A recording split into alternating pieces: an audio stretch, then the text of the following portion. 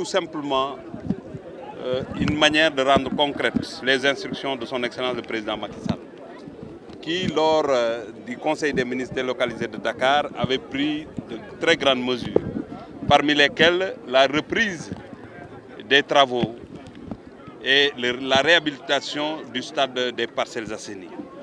Nous l'avons fait tout à l'heure avec un montant de 2,6 milliards pour reprendre totalement la structure et permettre aux Parcelles Assainies de disposer d'une belle infrastructure qui aura évidemment un gazon synthétique de dernière génération, mais aussi de l'éclairage sportif, d'un mur bahut, plus une grille de protection et 2 tribunes. Et ça, c'est extrêmement important pour les Parcellois qui faisaient le déplacement jusqu'à Demba Diop.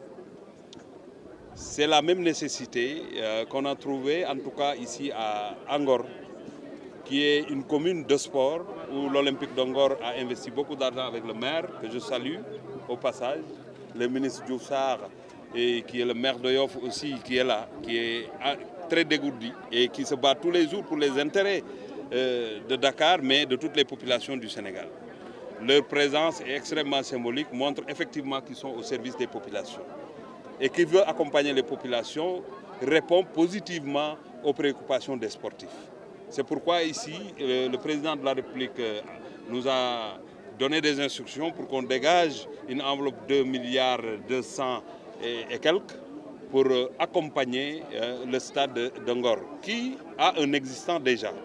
Mais de concert avec le maire, avec les sportifs, nous allons reprendre cette infrastructure-là pour permettre aussi à la commune d'Angor de disposer d'une infrastructure de dernière génération, où on aura, pareil qu'au Parcelles Assainies, ce qu'on a fait à Pikine et tout. Ce qu'il faut souligner maintenant, je l'ai dit tout à l'heure quand j'ai rencontré le conseil municipal des Parcelles Assainies, c'est la première fois dans l'histoire du Sénégal qu'un président de la République, au-delà des dons et de l'accompagnement d'autres nations, prend de l'argent du budget sénégalais pour accompagner le sport. C'est la première fois.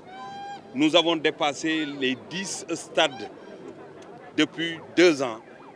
On a renforcé, soit on a construit. Au-delà de l'arène nationale, beaucoup de milliards ont été injectés pour accompagner le mouvement sportif. Et ça, je pense que les membres du comité national olympique qui sont avec moi, le secrétaire général, le vice-président, le 12e Gaïndé, les présidents de club, tous les sportifs du Sénégal savent que le président de la République est à l'écoute du monde sportif. Il est en train d'accompagner, il est en train de prendre des mesures fortes pour que le sport du Sénégal continue à avoir des résultats. Et je taquinais tout à l'heure aussi Malik Thiandoum. On a envie de gagner une Coupe d'Afrique, mais il ne faut pas rester dans le silence, parce que depuis que le président Macky Sall est là, quand on fait la somme de nos réussites, ça dépasse largement notre ambition. Nous avons, dans toutes les disciplines, fait beaucoup d'efforts et aujourd'hui les résultats suivent.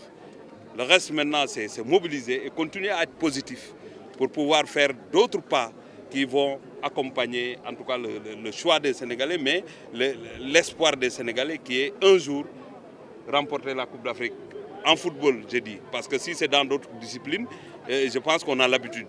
Le basket est là, le karaté est là, d'autres disciplines sont là. Mais aujourd'hui, nous sommes mobilisés pour accompagner effectivement l'équipe nationale du Sénégal, pour une qualification pour la prochaine Coupe d'Afrique 2019, mais pour une qualification pour la prochaine Coupe du Monde. Et ça doit intéresser l'ensemble du peuple sénégalais. Ceux qui sont dans la course pour la fédération, ceux qui sont dans d'autres domaines, tout le monde doit être mobilisé et accompagner l'équipe nationale qui en a tant besoin. Vous savez, avec le président Macky Sall, je pense que la pose de la première pierre est disparaître et révolue. Moi, je suis mes chantiers et je touche du bois. Tous les chantiers qu'on a commencés, on les termine. Parce que je serai très fréquent ici pour voir avec l'entraîneur qu'est-ce qu'on doit faire pour que ça aille vite. Nous avons l'argent déjà, nous avons l'entreprise qui est performante à la matière, donc il n'y a pas de raison. Bientôt, nous irons au stade Ndiarème pour la réception. Bientôt, nous irons à Rufisque pour la réception. On ira aussi ailleurs, vous allez à Sédhiou. Les terrassements sont terminés, le chantier est installé, ça a démarré. Ici à Ngor aussi, je pense que d'ici l'année prochaine, on jouera les Nawetan ici et Ngor va recevoir ici. Et c'est ça notre travail. en juin 2018 au plus tard,